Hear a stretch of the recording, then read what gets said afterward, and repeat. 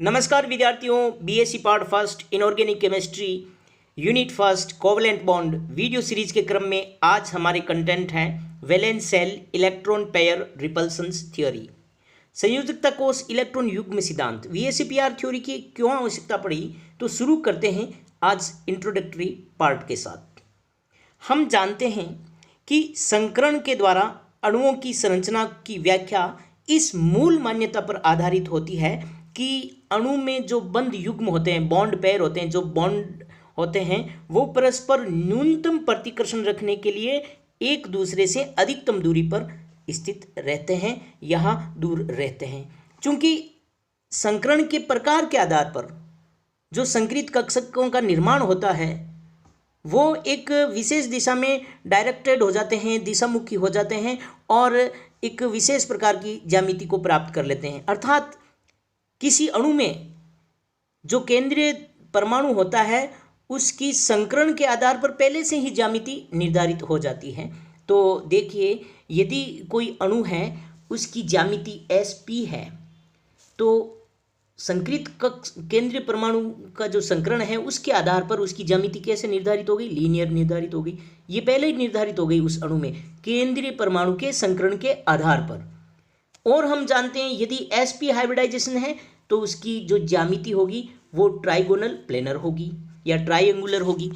और यदि sp3 hybridisation है किसी मॉलिक्यूल्स के केंद्रीय परमाणु का तो उसकी ज्यामिति चतुष्फलकीय होगी, टेट्राहेड्रल। और यदि dsp2 है तो स्क्वायर प्लेनर होगी, dsp3 है तो ट्राइगोनल बाइपायरामिडल होगी और d2sp3 है तो ऑक्टाहेड्रल ज्यामिति होगी। ये रेगुलर ज्योमेट्री है और किसी अणु में केंद्रीय परमाणु के संकरण के आधार पर पहले से ही निर्धारित हो जाती है। लेकिन ये जो रेगुलर ज्योमेट्री है, आप देख सकते हैं ये रेगुलर ज्योमेट्री है, केवल उसी दिशा में रेगुलर रहती है, नियमित रहती है, या उनकी ज्यामिति है वो रेगुलर रहती है जब केंद्रीय परमाणु के सभी संक्रित कक्षकों में बंधित जो इलेक्ट्रॉन युग्म है वो केंद्रीय परमाणु के सभी संक्रित कक्षक बंध में भाग लेते हों।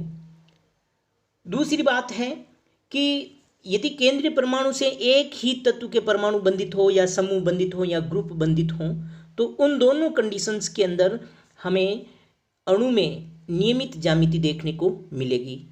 नियमित ज्यामिति के लिए दो शर्तें क्या हो गई कि भी केंद्रीय परमाणु है उसमें सभी जो संक्रित कक्षक हैं और सभी संक्रित कक्षक में बॉन्डेड इलेक्ट्रॉन हो, बंधित इलेक्ट्रॉन युग्म हो और केंद्रीय परमाणु के सभी संक्रित कक्षक बंध निर्माण में भाग लेते हो, नंबर एक शर्त। और नंबर दूसरी शर्त है कि केंद्रीय परमाणु जो संक्रित कक्षक है, जो संक्रित परमाणु है, उस परमाणु से जो समूह जुड़ते हैं वो एक ही प्रकार के एटम समूह या ग्रुप्स होने चाहिए।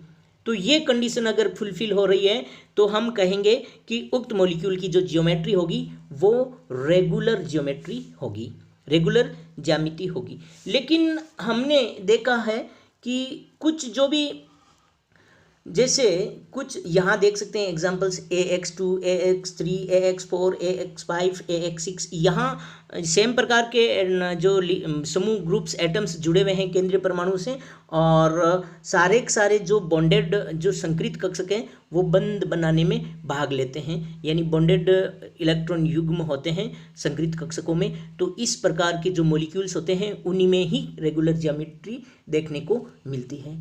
लेकिन हम यहाँ देख सकते हैं कि यदि किसी मॉलिक्यूल्स में अबंधित इलेक्ट्रॉन्स पाए जाते हैं, नॉन बॉन्डेड इलेक्ट्रॉन्स पाए जा रहे हों, जिनको हम यदि lone pair of electrons, lone pair of एकल इलेक्ट्रॉन युग्म पाए जा रहे हों तो उन मॉलिक्यूल में जो ज्यामिति में जो डिस्टोर्शन होता है वो डिस्टोर्शंस हमें उन मॉलिक्यूल्स में रेगुलर ज्यामिति देखने को नहीं मिलेगी।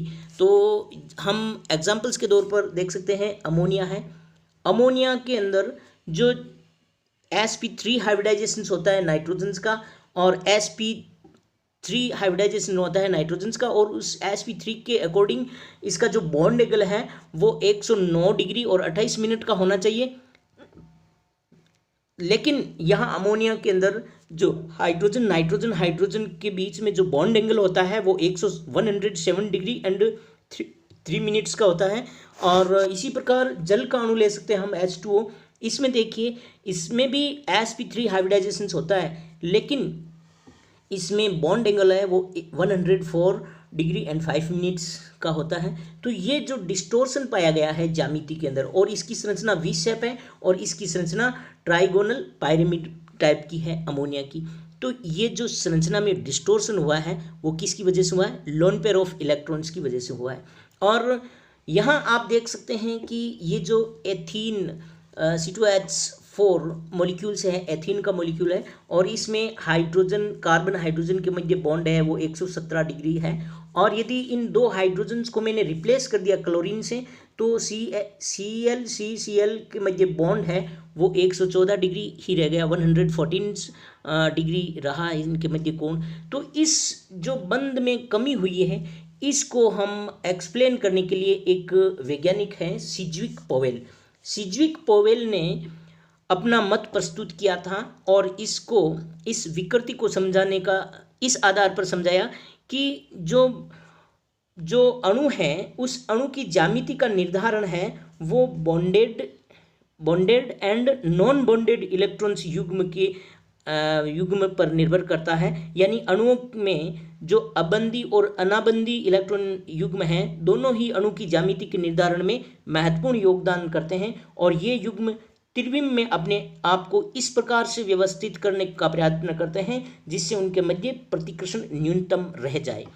तो सिज्विक और पोवेल ने तो इतनी बात कही कि ये जो लोन पेयर ऑफ इलेक्ट्रॉन्स या अनाबंधी इलेक्ट्रॉन्स युग्म है जिसको हम नॉन बॉन्डेड इलेक्ट्रॉन युग्म कहते हैं, लोन पेयर ऑफ इलेक्ट्रॉन्स की वजह से ये रेगुलर ज्यामिति में जो विकृति आई है वो उसको एक्सप्लेन करने के लिए, और तथा उन्होंने मेथेन, अमोनिया और जल की जो संरचना है उसको समझाने में सफल रहे। और उन्होंने इस बात पे, इस आधार पर उनको एक्सप्लेन किया कि अणु है, उस अणु की जो ज्यामिति होती है उस ज्यामिति का निर्धारण अणु में उपस्थित non bonded electrons and bonded electrons युग्म के आधार पर ही इनकी ज्यामिति का निर्धारण होता है। और हम तथा साथ ही उन्होंने ये भी समझाने का प्रयास किया, स्पष्ट किया कि जो लोन पेयर ऑफ इलेक्ट्रॉन्स हैं जिसको हम अनाबंधी इलेक्ट्रॉन्स युग्म कहते हैं, और उन लोन पेयर ऑफ इलेक्ट्रॉन्स का जो रिपल्सिव इफेक्ट है वो ज़्यादा होने के कारण इनकी जो रेगुलर जो बॉन्ड एंगल होता है वो रेगुलर बॉन्ड एंगल में सिकुड़न हो जाता है और रेगुलर बॉन्ड एंगल में कमी आ जाती है। ये कमी इस आधार पर उन्होंने समझाने का प्रयास किया कि जो लोन पेयर ऑफ इलेक्ट्रॉन्स हैं उनके द्वारा बॉन्ड पेयर ऑफ इलेक्ट्रॉन्स पर ज़्यादा प्रतिकर्षण होता है और इसी प्रतिकर्षण के कारण यहाँ बॉन्ड एंगल में कमी हुई है। तो हम इस आधार पर हम इस सिज्विक एंड पोवेल ने 1940 में इसको एक्सप्लेन किया, और कुछ अणु जैसे मीथेन है, अमोनिया है, H2O है, इनकी ज्यामिति को निर्धारित करने में अपना स्पष्ट मत दिया। लेकिन कुछ अन्य जो एग्जाम्पल्स हैं जिनको एक्सप्लेन करने में असमर्थ रहे, तथा इसी क्रम में 1957 के अंदर गिलेस्पी एवं नाइहोम ने इनऑर्गेनिक कंपाउंड्स में अणुओं की स्टीरियोकेमिस्ट्री को एक्सप्लेन करने के लिए अपना एक नई थ्योरी दी जिसका नाम है valence shell electron pair repulsion theory, संयोजकता बंध युग्म प्रतिकर्षण सिद्धांत। तो ये जो VSEPR थ्योरी है ये थ्योरी मुख्यतः सिज्विक और पोवेल की जो सिद्धांत है उसका ही एक्सटेंशन माना जाता है और उसी का ही कुछ ये विस्तार रूप है। तो VSEPR के अनुसार जो किसी केंद्रीय परमाणु के चारों ओर बंधों की व्यवस्था इस प्रकार परमाणु को घेरे रखने वाले इलेक्ट्रॉन युग्मों की संख्या तथा उनकी स्थिति पर निर्भर करती है।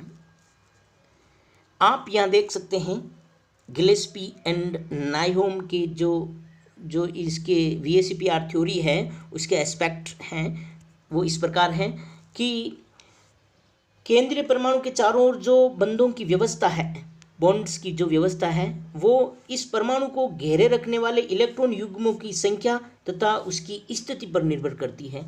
तो आप देख सकते हैं वैलेंस बॉन्ड थ्योरी में valence shell electron pair repulsion theory it's given by Gillespie and Naihom in 1957. there is a repulsions between the pairs of valence electrons in all atoms, and the atoms will always tend to arrange themselves in a manner in which this electrons pair repulsions is minimized. यानी कि केंद्रीय परमाणु के चारों ओर जो उपस्थित बंध हैं और वो बंध इस और लोन पेयर वो इस स्थिति में रहना पसंद करते हैं कि इनके मध्य जो इलेक्ट्रॉन्स पैर रिपल्सन्स है वो मिनिमाइज्ड हो। इस आधार पर गिलेस्पी और नायोम ने सिज्विक और पोवेल के सिद्धांत को विस्तार रूप दिया और जिसका नाम है valence shell electron pair रिपल्सन्स theory. उसका प्रथम जो नियम है या फर्स्ट जो एस्पेक्ट है उसने ये बताया कि जो बॉन्डेड युग्म है बॉन्ड पेयर है उसकी अपेक्षा लोन पेयर ऑफ इलेक्ट्रॉन्स है उसका आकार बड़ा होता है। यहाँ देख सकते हैं आप ये बॉन्ड पेयर हैं, किसी हाइब्रिड ऑर्बिटल्स के ये बॉन्ड पेयर्स हैं और इस बॉन्ड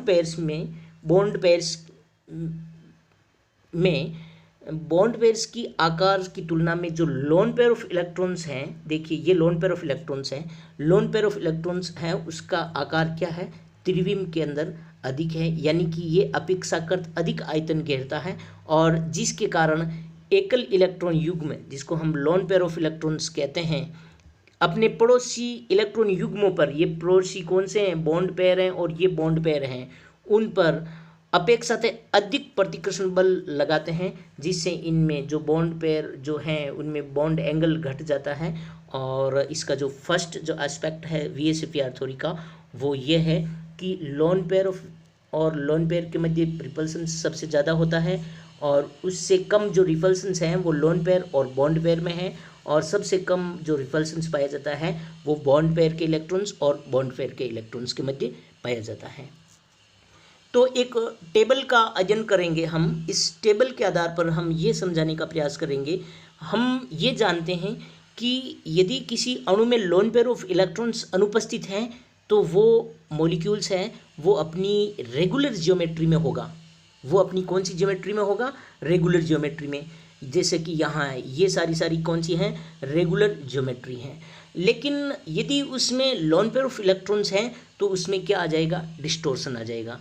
और इस टेबल्स के आधार पर वीएसपीआर थ्योरी में हम कुछ अणुओं की संरचना को समझाने का प्रयास करेंगे। तो पहले हम इस टेबल को ज़रा ध्यान से देख लें कि यदि टोटल इलेक्ट्रॉन्स पेयर की संख्या 2 है, टोटल इलेक्ट्रॉन्स पेयर्स का मतलब है कि number of bond pairs plus number of lone pairs, यानी नंबर ऑफ बॉन्ड्स पेयर और लोन पेयर्स की संख्या 2 है तो बॉन्ड पेयर संख्या कितनी? 2 और लोन पेयर की संख्या कितनी हो? 0। तो शेप कौन सा होगा? लीनियर। और ज्योमेट्री भी क्या होगी? लीनियर। यानी कि यहाँ लोन पेयर ऑफ इलेक्ट्रॉन 0 है तो ज्योमेट्री क्या होगी? लीनियर होगी, रेगुलर ज्योमेट्री होगी।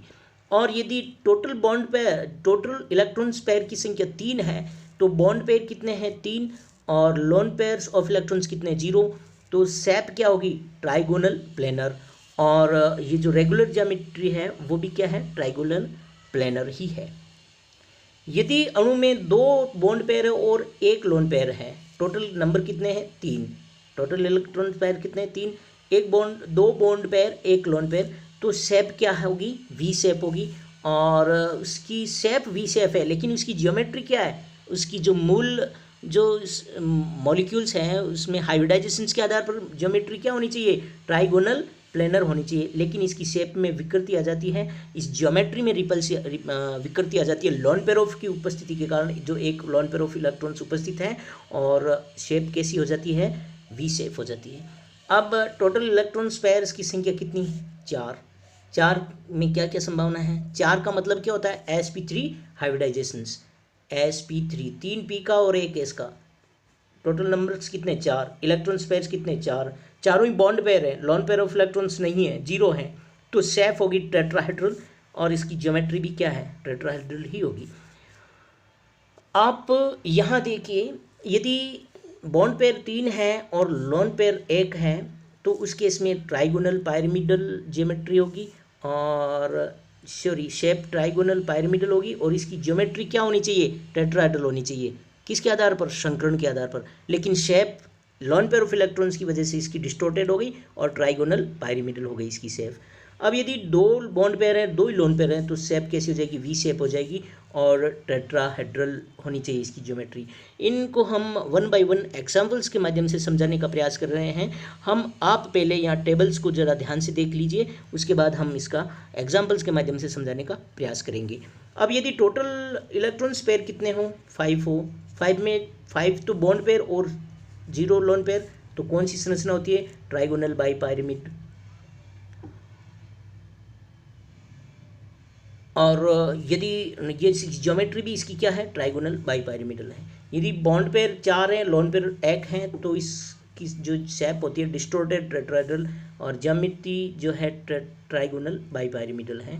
और यदि इसका जो बॉन्ड पेयर 3 है, लोन पेयर 2 हैं, तो टी शेप इसकी शेप होगी और इसकी जो मूल ज्यामिति है वो ट्राइगोनल बाइपायरामिड होती है, लेकिन उसकी 2 लोन पेयर ऑफ इलेक्ट्रॉन्स की वजह से इसकी विकृति आ जाती है।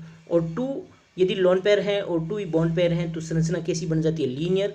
और हाँ, और इसका जो ज्योमेट्री क्या होती है, ट्राइगोनल बाइपायरामिडल होती है, लेकिन 2 लोन पेयर की वजह से इसकी ज्यामिति में विकृति आई है।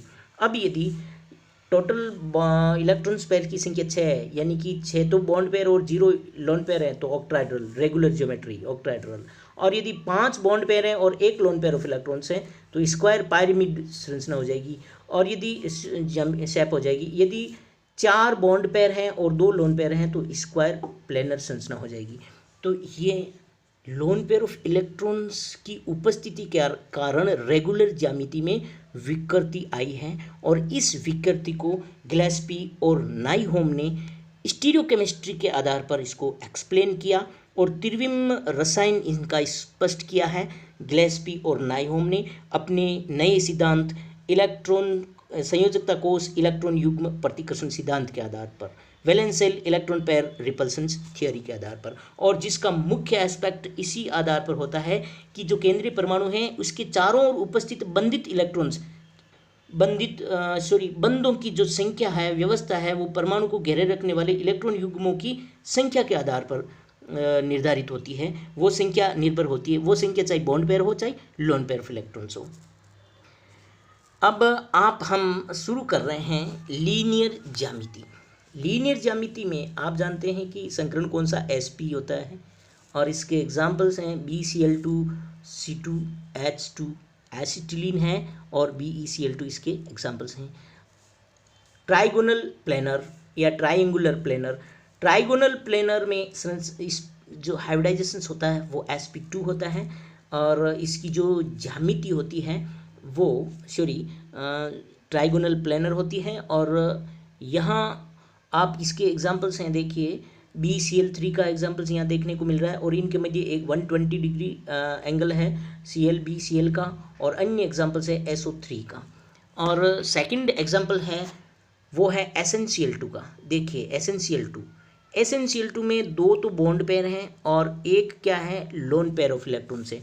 टोटल इलेक्ट्रॉन्स पेयर कितने हो गए, 3 हो गए। इसका मतलब एक S और P कितना, 2। तो sp2 हाइब्रिडाइजेशन का मतलब ज्यामिति क्या होनी चाहिए, ट्राइगोनल प्लेनर।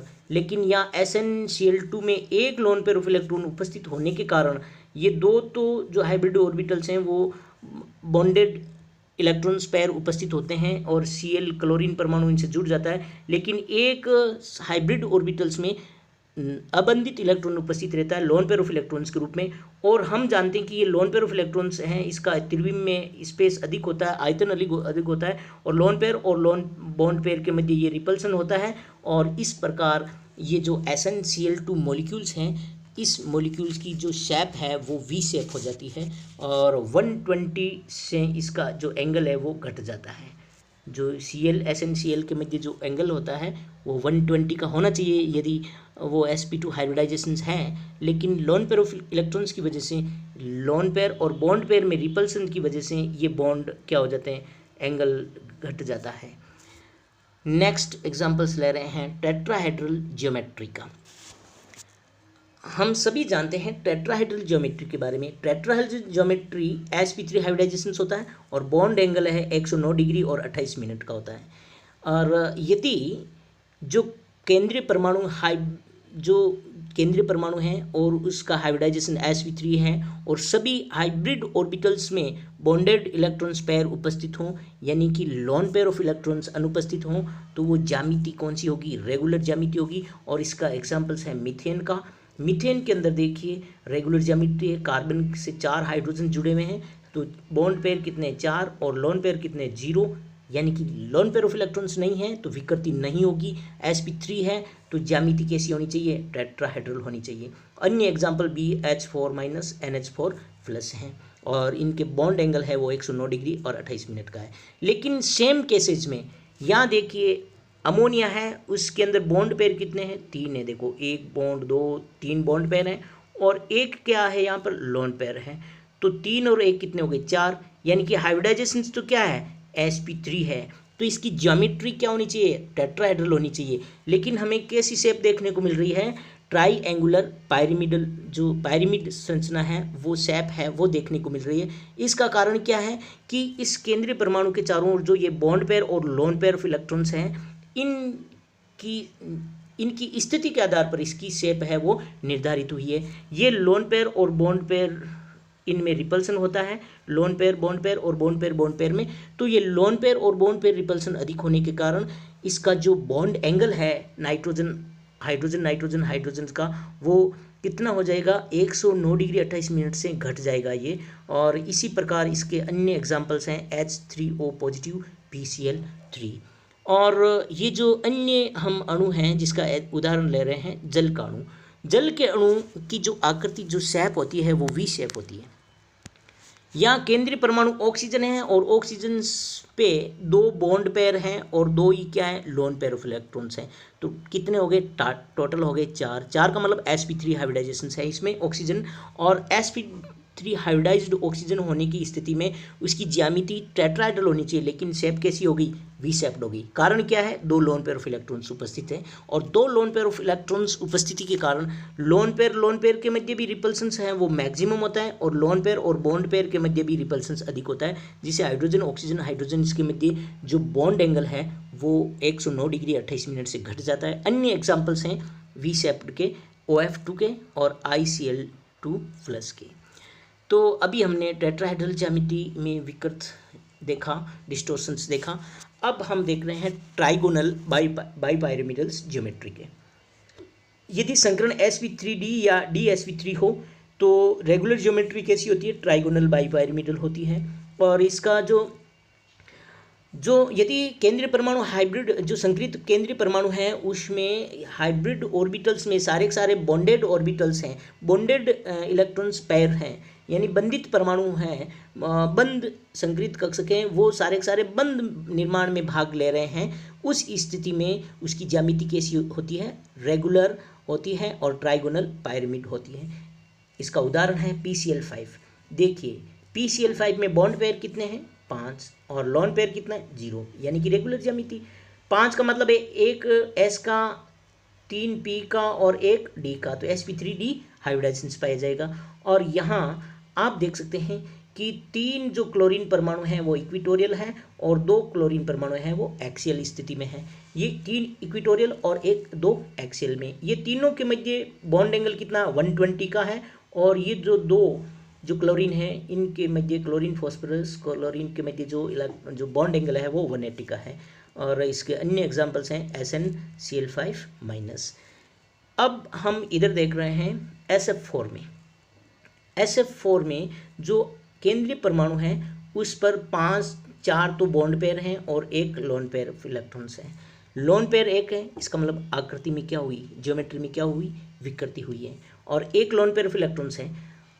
4 + 1 कितने हो गए? 5, यानी कि इसकी जो हाइब्रिडाइजेशंस हैं वो sp3d है। और sp3d के लिए ट्राइगोनल पायरामिड रेगुलर ज्योमेट्री होनी चाहिए, लेकिन हमें कैसी शेप देखने को मिल रही है? डिस्टोर्टेड टेट्राहेड्रल ज्योमेट्री देखने को मिल रही है। और ये डिस्टोर्शंस का कारण क्या है? इसमें उपस्थित लोन पेयर ऑफ इलेक्ट्रॉन्स की वजह से हैं। और ये जो लोन पेयर ऑफ इलेक्ट्रॉन्स हैं इसकी स्थिति देखिए, यहाँ ये लोन पेयर ऑफ इलेक्ट्रॉन्स, इसकी स्थिति यही तो VSEPR थ्योरी में एक्सप्लेन करने की कोशिश की गिलेस्पी और नाइहोम ने कि जो केंद्रीय परमाणु हैं वो इसकी ज्यामिति का निर्धारण करते हैं, उसके चारों ओर उपस्थित इलेक्ट्रॉन्स पैर युग्म के आधार पर, चाहे बॉन्ड पेयर हो चाहे लोन पेयर ऑफ इलेक्ट्रॉन हो, इसकी स्थिति के आधार पर। अब ये स्थिति देखिए, यहाँ इक्विटोरियल स्थिति में यदि लोन पेयर ऑफ इलेक्ट्रॉन्स उपस्थित हैं, एलपी उपस्थित हैं, तो इस लोन पेयर और बॉन्ड पेयर के मध्य देखो दूरी कितनी है, 120 डिग्री के एंगल पे है ये, और ये एक्सियल के साथ कितनी दूरी पे है, 90 डिग्री पे है।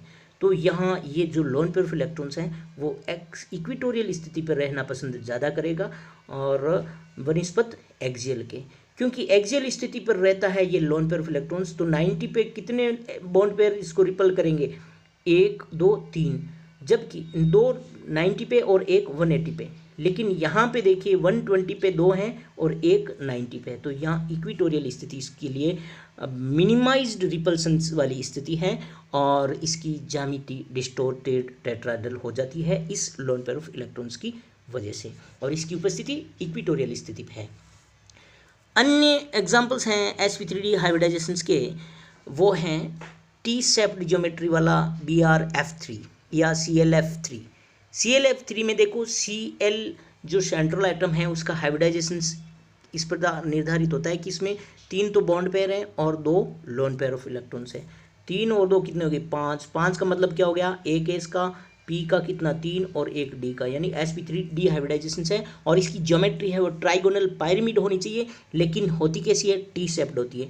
इसको एक्सप्लेन करने के लिए हम यहाँ देखते हैं कि यहाँ जो क्लोरीन है उसके पास 2 लोन पेयर ऑफ इलेक्ट्रॉन्स हैं और दोनों ही इक्विटोरियल स्थिति पे उपस्थित हैं। और यहाँ देखिए ये जो FCF है, ये बॉन्ड एंगल है वो 180 से कुछ कम है, कारण कि ये लोन पेयर ऑफ जो इलेक्ट्रॉन्स हैं LP हैं, इनका प्रतिकर्षण है, इनकी प्रतिकर्षण के कारण इनके जो बॉन्ड एंगल है वो घट जाते हैं। इसी प्रकार एक और एग्जांपल्स हैं ICl2- या I3- अणु का, जो लीनियर है। और यहाँ इसमें देखिए 2 बॉन्ड पेयर हैं और 3 लोन पेयर हैं।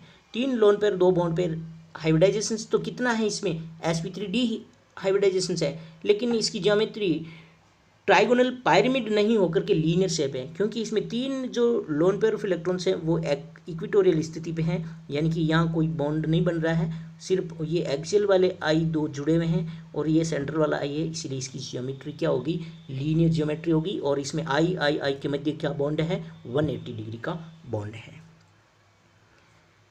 इस प्रकार ऑक्टाहेड्रल ज्योमेट्री में जिसकी जो हाइब्रिडाइजेशन है sp3d2 या d2sp3 हाइब्रिडाइजेशन हो, तो उसकी रेगुलर ज्योमेट्री क्या होती है, ऑक्टाहेड्रल होती है। और इसका एग्जांपल्स हैं जो SF6 का, SF6 है, ये इसकी ज्योमेट्री में देखिए 4 जो फ्लोरीन है वो इक्विटोरियल है और 2 फ्लोरीन है वो एक्सियल है। 4 एक प्लेन के अंदर है, स्क्वायर प्लेन के अंदर है, और 2 एक तल के ऊपर है और एक तल के नीचे फ्लोरीन उपस्थित है।